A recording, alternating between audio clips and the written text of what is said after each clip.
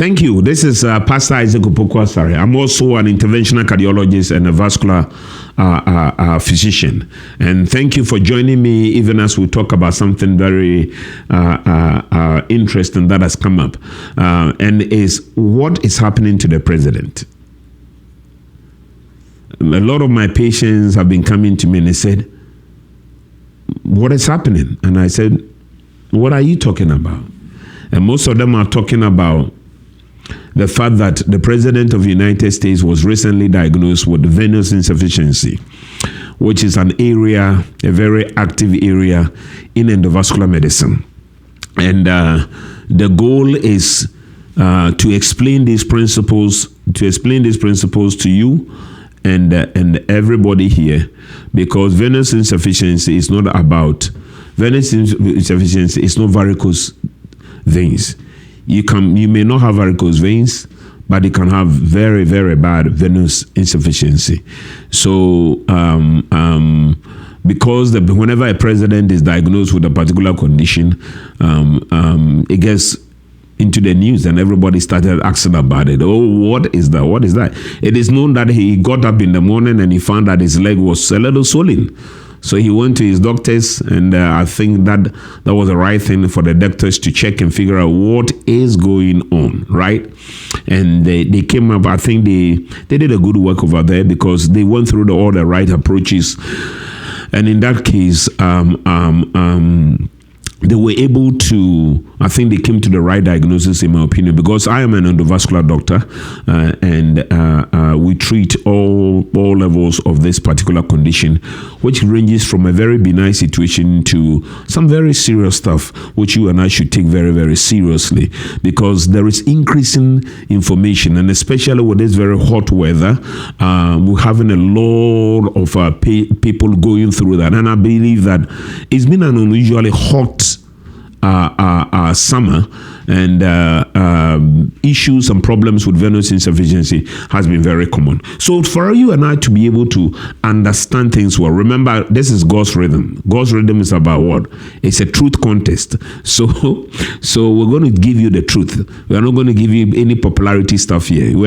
Michael is not interested in anything that is popular. He's only interested in the truth. So we want to go there and just make sure we give you the truth. So if you see this picture here, Michael, I'm trying to see how I can make this picture big. Let's see. Yeah, I think I can zoom it in. Oh, the zoom.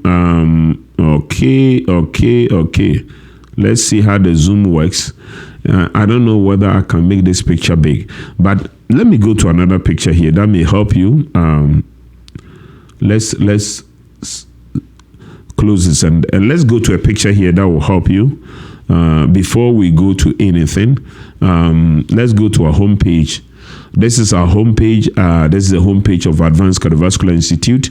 That is a young, nice-looking, handsome man over there. Okay, so Michael is laughing. Okay, so why do we talk about endovascular? Why do we talk about cardiovascular? So I'm going to explain these principles to you. The word cardiovascular is very important because the heart is directly linked to your vessels. Actually, I believe it's a disservice for medicine to have separated just cardiac from vascular, and I think that is why in cardiology training now we are making vascular medicine a critical and a very important aspect of this area, which I believe that we should be able to know. Why do we call things cardiovascular? Because if you see in this picture, Michael, do you see my mouse on the picture? Yes. Okay, I just want to make this picture a little big because, okay, so this is my mouse, right? This is the heart. And if you see the heart, I hope Michael can zoom in for people to see the heart. Because I know you're looking at my handsome face, so that is all right. But you can zoom in on this one. It's enough. Okay, so this is the heart, right? And you see that there are two blood vessels that we see. One is colored red and one is colored blue. And you need to understand this before you can understand venous insufficiency. So blood is pumped with force from the heart here. The heart squeezes the blood out and it goes through your arteries and every part of your body, almost every part, because if that doesn't occur, there's a problem, right? The blood is pumped through the arteries to that part of the body, right? And when the blood is pumped over there, so that's why you see every part of your body, the brain and any part of your body has blood going there. So this is what you see going on. The person's head, the person's hands, every part of your body has blood flowing through the area. It's very, very, very important for you to understand it. So the blood starts from the heart, it goes to your hand. The big blood vessel there is called aorta. You hear about people have aortic ruptures. That's the big blood vessel. And in the other picture, let me see whether we can bring in the other picture. This is the same thing. That is the aorta. We see the aorta as a red one. And the blood goes to your body. Once the blood gets to your body, whether it's the head or whatever it is, then, as I said, below your belly button, the vein lies behind the artery. Let's go through things systematically. Number one, the heart pumps the blood through your arteries, and your arteries take the blood to your body. Once the arteries take the blood to the body, let me see what I can make this big. Okay, so this is the blood coming from the left side of the heart, going to what? Your stomach, especially when you eat. No wonder you feel like you want to sleep, right? When you eat, the food goes into your belly and it draws more blood into your belly. And that is why sometimes we feel that way, right? It goes to the intestine. And when it goes to your body, this blood contains oxygen. It contains nutrients. It contains the medicine you take. All these things, that is where it goes to. The heart pumps the blood. And that is why when people have heart failure, the problem with heart failure is the fact that you are not able to pump enough blood forward. It's not sufficient for your body. So that is what you see. So once the blood gets to your hand, to your leg, to any part of your body, this is what goes on. You see the arteries. The arteries are bringing the blood to you, and your body will then take the nutrients, the oxygen, and from there there's what we call capillaries. And the capillaries is where the exchange takes place. That is that once the oxygen, the nutrients has been taken, these small capillaries then pull the blood and put them into the vein. And this is a very, very, very, very beautiful picture for you to understand, so that you see this principle of how circulation takes place. I tell people, circulation means that the blood comes back. The heart pumps the blood, your body uses the oxygen, and once your hand, your leg, you use the oxygen, then the blood needs to come back to your body for them to get oxygen again. How does it happen? So we go back to our picture. This is a very nice picture that we want to dwell on here. Remember, the blood now goes to your stomach. I'm talking about stomach because I think I'm hungry. But what can I do, right? So it's pumped from the left side. It comes to your stomach uses the oxygen. It comes to your leg uses the oxygen. And then the blood now goes through your veins. Look at this picture. It goes through your veins, whether it's the head, everywhere blood goes to. The blood comes back to the right side of the heart. And the blood, once it comes to the right side of the heart, is pumped to your lungs. And when it comes to the lungs, it gets oxygen again, and the blood. This is it. and the blood comes right back to the left side, and the process goes on. So think about it this way. The blood is squeezed forward by the left side of the heart, and it's squeezed for the oxygenated blood, then comes to your body through your arteries. Your body uses the oxygen, your body uses the nutrients, and then the blood has to come back through your veins to the right side of your heart. And the right side of your heart will pump the blood into your lungs. The right lung is here, the left lung is here. In our lungs, right? You see the lungs here. In our lungs, the blood gets the oxygen again and returns to the left side and gets pumped out to the rest of our body. So this is a critical principle about what? Circulation. So you realize that. So how does the blood move from your leg to your head? We know that the blood through the arteries, right? They have a force behind it.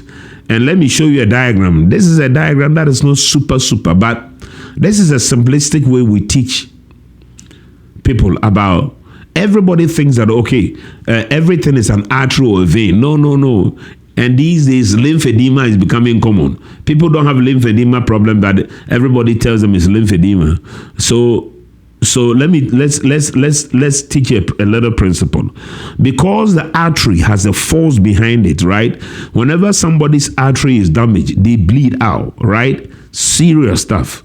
Whenever a vein is punched, you go for blood draw, your doctor wants to know, they go in your veins, they don't go in your arteries.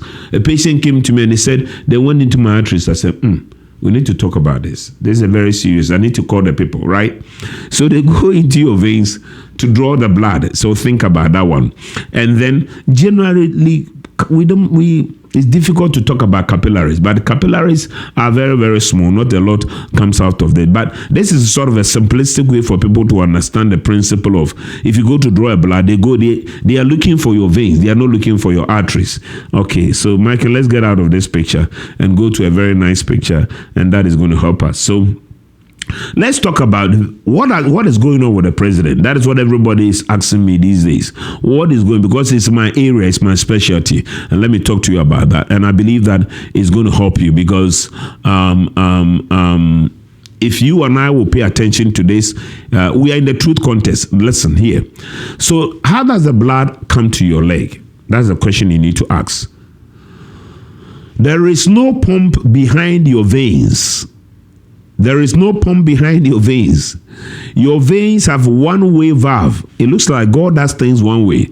When you enter heaven, you're not coming to hell. And when you go to hell, you're not coming to heaven. It's a one-way principle, okay? So make sure you find yourself on the right side.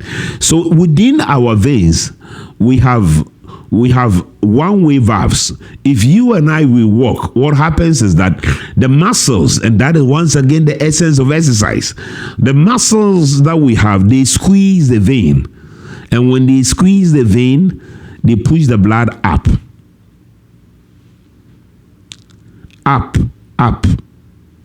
till they get to the heart. That's why you see this picture. Very important picture for all of us to see. So this is a healthy vein, where the blood keeps on going up till it gets to the heart. And this is an unhealthy vein. What is happening here? What is happening is the fact that the one-way valve has been destroyed. So part of the blood comes back whilst part is going up. So instead of your blood going up, some of the blood are coming down. So the one-way valve has been destroyed. And when it bulges out, that is what creates the varicose vein. So what are the causes of this? So venous insufficiency is not varicose veins. I want to be clear. Varicose veins is part of venous insufficiency. But venous insufficiency means that the veins in your legs that are supposed to have a one-way valve, the valves are leaking. So that instead of the blood going up, some of the blood are coming down. So what are the causes of this? What are the causes of this? The causes, number one cause is genetics, okay? A lot of people come to me and I said, you may not know, but your mother, your father has it. It is known that every 1 out of 2 women have this condition. This is a very old data. I can tell you that. We're talking about the facts and the truth. This was a fact some time ago, but it's not true. Okay, it is now believed that probably close to 70% of women have this condition, just that they don't know. Okay, and probably a fair number of men. It is known that now almost 70%. 50, let's say 7, the last data that I saw, they say about 70% of the adult population have this condition. Right, I know somebody, a very young guy that I work with. Right, we checked him recently. He's a super nice guy. He plays basketball very nicely over the weekend. We checked him. Boy, he has that. He has that thing. The very thing that he checks on people, he has it in his leg. So Michael is laughing here. So I mean, if you see this guy, you not think that he has got veinous insufficiency, but we checked it and he has got a veinous insufficiency, right? And my prayer is that we are all going to take very good steps to make sure that we don't go through this condition. Okay, so now let us talk about it now. So number one is genetics. Your mother, your father had it, right? I met a woman yesterday and I was talking to her and I saw her mouth open. And I said, why? He said, that is what they told my mother. That's what they told me. I said, yes. Don't blame your mother here. What are you trying to do? The Bible says, honor your father and mother. Are you going to say bad stuff about your mother? He said, no, that's not what I said. Very good. Now we are on the same page. Don't say stuff about your parents. Okay. So this is genetics. One is genetics, but you can do something about it. Then age, right? Age. As people grow, the president is 79 years. So, boy, the veins are beginning to leak big time. So, but these veins have been there. They've been working for about 70 years. But I think at 79 they have begun to start to leak, and that is what is causing him to have the swelling and the pregnancy. So think about pregnancy, right? You see the veins are coming up from your leg, and the head of the baby is in the way. So because of the head of the baby is in the way, right? What happens? It forces some of the blood to go back, and it causes leaky veins. So we'll talk about obesity. Obesity is a big one because think about it. I'm trying to work on six-pack, right? And let me just tell you this six-pack thing is not easy. I was doing a vein procedure on one of my patients, and he's a kickboxer guy. He's been in top shape. So I started asking him, okay, if I'm helping you here, then you need to also help me to be able to fix my six-pack, because Michael and some of my staff are saying that it's going to take a number of years. So he started giving me some tips which I use today, and it looks like it's working. He showed me what he calls standing press-ups and the things that I need to do. According to him, it's very easy to probably build muscles in every part of the body compared to moving. So technically, moving from I have 2-pack. Mike, I have 2 packs or 3-pack. I think I may have 2. I was getting to 3, and I'm trying to prevent having 3 packs. I've told people, if you consider the belly packs, listen to me, I'm not going to digress. I say this. It's either 1 pack, then you jump. The belly is like a basket, okay? Somebody listen to me. Is one end is 1 pack, one end is 6-pack, right? And why is that important? Okay, I think I need to draw this, Michael. Let me see what I can draw this in. Let me see what I can draw this in. Is there a place to draw stuff? Okay, in Word. Okay, I think I'm going to draw. Yeah. Okay. And how do I go to the next page? Okay. Okay. Michael says paint. Is it going to allow me? It's not allowing me to draw here. Oh boy.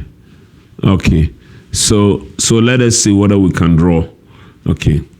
It's all part of the. It's not allowing me to draw. Probably. Just go to paint.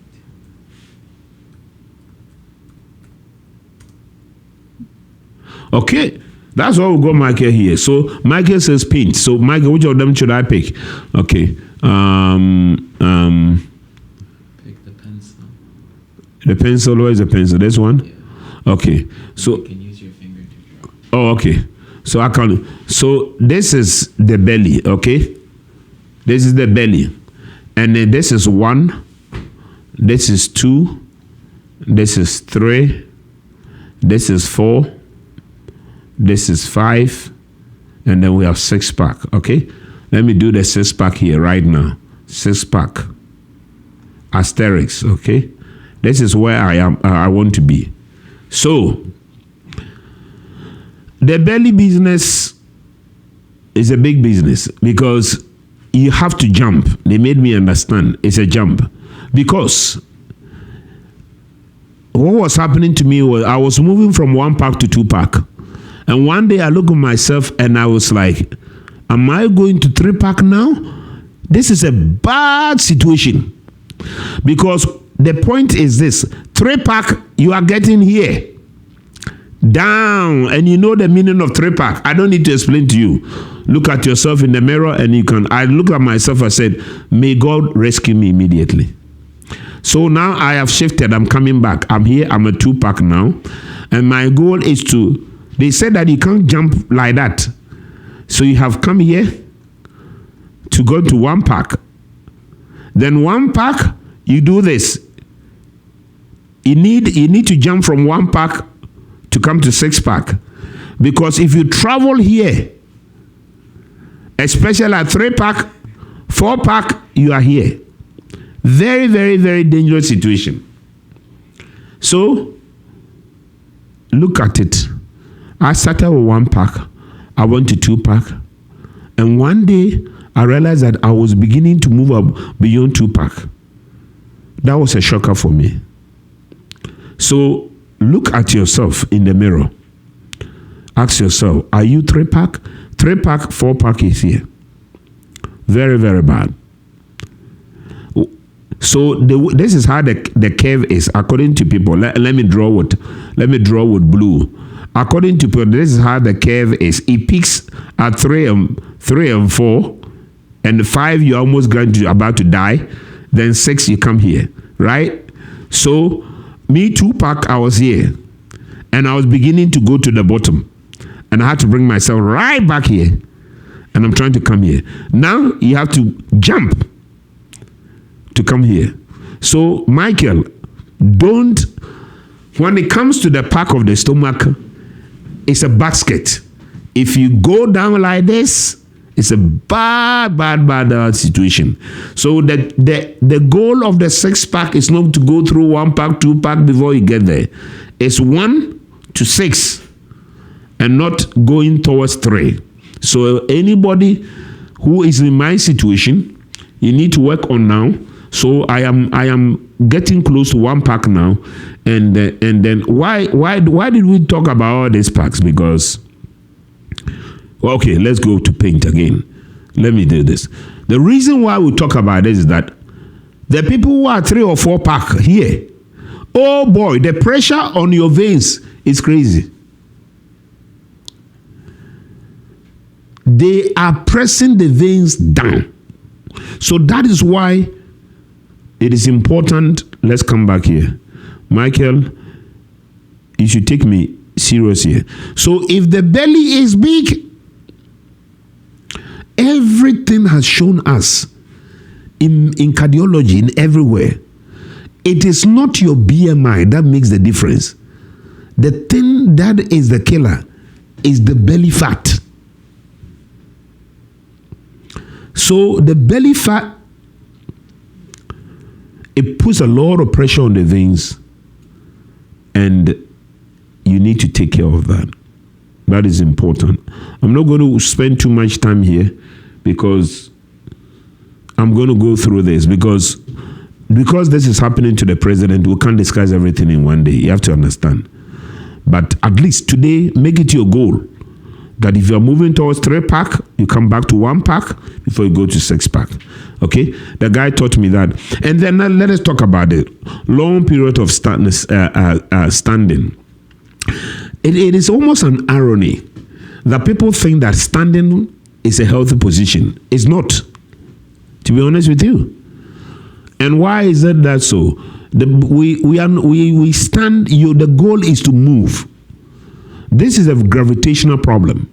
The more you stand, the more the veins get stressed, and the more the blood wants to come back, right? And long periods of sitting, then this is what I've seen in most people, that when they go on retirement, right, and the activity level goes down, where they sit down for a long time watching all the TV to raise their blood pressure, right? And then they look at their feet and they ask themselves what is happening, right? This young man that I'm talking about, because of the nature of his work, he stands a lot. And that is why at the age less than 30 years, this young man already has venous insufficiency. And we need to be able to look at it and address it. Why? Because there is something you can do. That's what we are saying. What is the prevention? The prevention is appropriate dieting, right? Okay, and then exercise. Did you see any medicine on this list? No. So there are a lot of patients out there. The doctors are giving them diuretics. There is no therapy for it. Diuretics is not the solution. So if you think that there's a magic medicine out there to fix venous insufficiency, breaking news, there is none. You can't fix it. And that is why the president doctor didn't give him a medicine for it, because there is no medicine for it. My medicine is to fix my belly. Move to six-pack, which I'm working on, okay? I'm determined to do that. Michael is laughing at me all this while, okay? Because he and some people at my work, they think it's going to take me years. I am here to work on them to prove them wrong right now. So that is why I spent some time this morning. So this condition, it expresses itself. It can be a benign condition. It can be a very benign condition, but this is what it does. The biggest, one of the things it causes is swelling of the legs. It can cause sores. It can cause varicose veins. So a lot of people don't have varicose veins. But one thing that we have also seen, it can make people dizzy. Right? I saw a man who came to me yesterday. He's been having dizziness. And let me tell you the story, because we're going to end here and then come tomorrow. And then next week, we'll talk about the various stages of it. So tell people to come next week to listen. What is going on with the president? That is our title. So let me tell you, if the blood comes back, what are the 4 conditions that you see here? I'm going to make the first 2. So a lot of people, look at this lady, very, very nice lady, right? Look at her legs. The problem she gets is pain in the legs. Pain in the legs. And you see the next person that has got varicose veins. So there are certain people who will not have varicose veins, but they will have pain in their legs. Right? So I'm going to tell you a story here of a man that was referred to me because of the fact that he can't tolerate heat. When he goes into the heat, especially over the last 2 weeks, he starts feeling dizzy, and then he leaves. First of all, when he came to me, I realized that one of his legs is bigger than the other. And I said, whoa, something is going on. So this is his story. When he goes into the heat these days and he stands for some time, his leg swells. But he has noticed that whenever he goes out, especially in the heat, in addition to his leg swelling, he also starts feeling dizzy. Why? Because the blood is in it, and when he sits down, especially in hot climate, and he tries to get up, the blood doesn't quickly come to his head. So there is increasing data to show that this condition can also make people feel a little dizzy when they get up from a certain situation. Now let us go to, this is what they found in the president. They found that his leg is swollen like this. One time I was I was waiting for my flight in a particular airport, and whilst I was there, I saw people coming from a flight. That was a 4 or 5 hour flight, and I was in shock. I was looking so much so that I realized I did not even realize where I was. The number of people that had their feet swollen is unbelievable. This situation is very common in nurses, very common in policemen. It's a very, very, very common in a lot of people. The person that saw me, he traveled, and at the end of it, his leg was swollen. And he said, he did not really know why. And then ultimately, this is what we dread. An ulcer. You don't want to get to this. Let me tell you, somebody listen to me. A lot of people, they think that diabetes is a cause of an ulcer on the leg. That is not true. Whenever you see somebody with an ulcer on the leg, 70% of all ulcers come from a vein disease.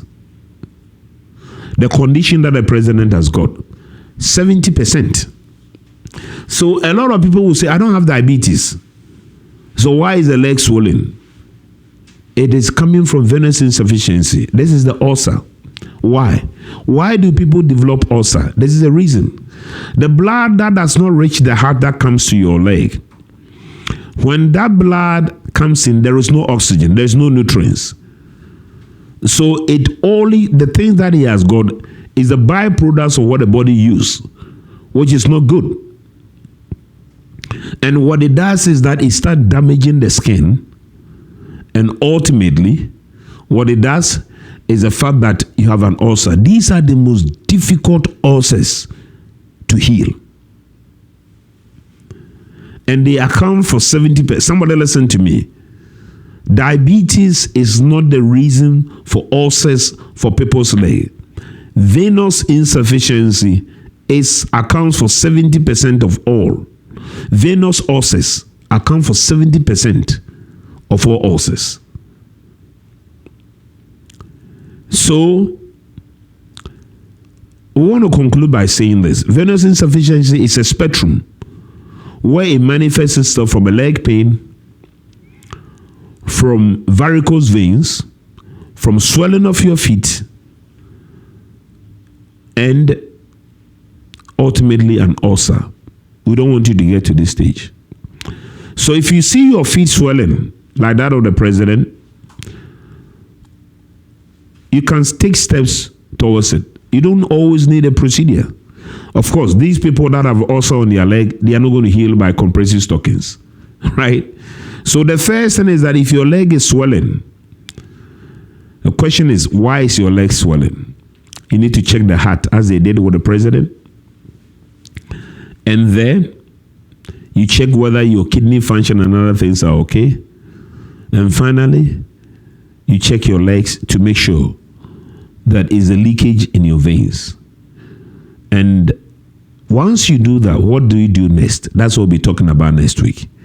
So bring your friend, tell other people to join us. Let them join God's rhythm, because this place is not a popularity contest, but a truth contest. God bless you all. We'll see you again.